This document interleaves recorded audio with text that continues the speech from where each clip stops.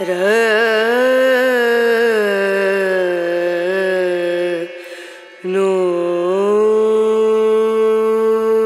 সেই মেয়ে, বাসে ট্রেনে রাস্তায় আপনি যাকে রোজ দেখেন, যার শাড়ি, কপালের টিপ, কানের দুল আর পায়ের গোড়ালি আপনি রোজ দেখেন। আর আরো অনেক কিছু দেখতে পাবার স্বপ্ন দেখেন, স্বপ্নে যাকে ইচ্ছে মতন দেখেন। আমি সেই মেয়ে।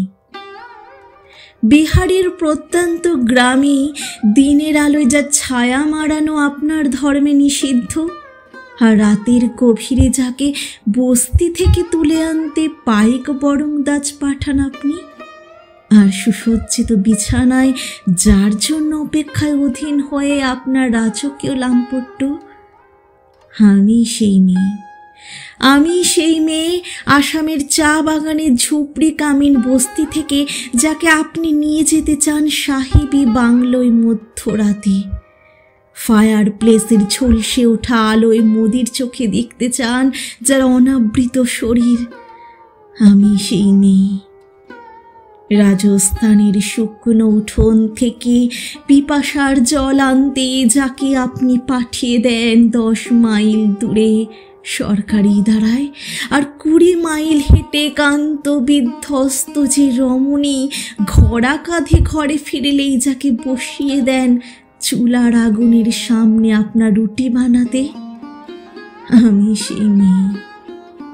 আমি সেই মেয়ে যাকে নিয়ে আপনি মগ্ন হতে চান গঙ্গার ধারে, কিংবা ভিক্টোরিয়ার সবুজে, কিংবা সিনেমা হলের নীল অন্ধকারে, যার চোখে আপনি এঁকে দিতে চান ঝোটা স্বপ্নের কাজল আর ফুরিয়ে যাওয়া সিগারেটের প্যাকেটের মতো, যাকে পথের পাশে ছুঁড়ে ফেলে আপনার ফুল সাজানো গাড়ি শুভ বিবাহ সুসম্পন্ন করতে ছুটে যায় শহরের পথে। কোণে দেখা আলোর গোধূলিতে একা দাঁড়িয়ে থাকা আমি সেই মেয়ে। আমি সেই মেয়ে, এমনকি দেবতারাও যাকে ক্ষমা করেন না।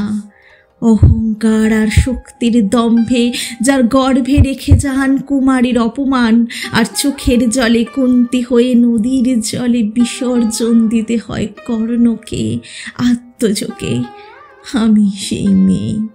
সংসারে অসময়ের আমি ভরসা, আমার ছাত্র পড়ানো টাকায় মায়ের ওষুধ কেনা হয়, আমার বাড়তি রোজগারে ভাইয়ের বই কেনা হয়, আমার সমস্ত শরীর প্রবল বৃষ্টিতে ভিজতে থাকে, কালো আকাশ মাথায় নিয়ে আমি ছাতা হয়ে থাকি, ছাতার নিচে সুখে বাঁচে সংসার।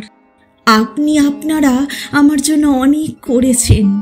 সাহিত্যে, কাব্যে, শাস্ত্রে, লোকাচারে আমাকে মা বলে পুজো করেছেন, প্রকৃতি বলে আধিক্ষেতা করেছেন, আর শহরগঞ্জের কানাগলিতে ঠোঁটে রং মাখিয়ে কুপি হাতে দাঁড় করিয়েও দিয়েছেন।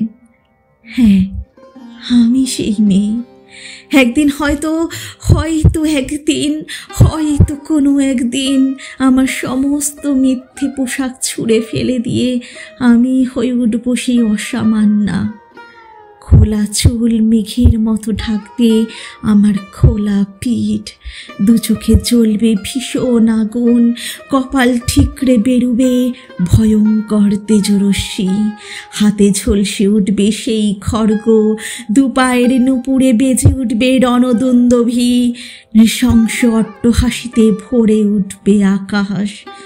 দেবতারাও আতঙ্কে স্তব্ধ হয়ে বলতে থাকবেন, মহামেঘ প্রভাং ঘোরাং মুক্তকেশিং চতুর্ভুজাং কালিকাং দক্ষিণাং মুন্ডমালা বিভূষিতাং।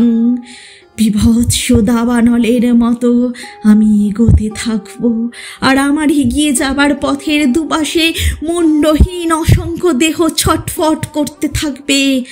সভ্যতার দেহ, প্রগতির দেহ, উন্নতির দেহ, সমাজের দেহ।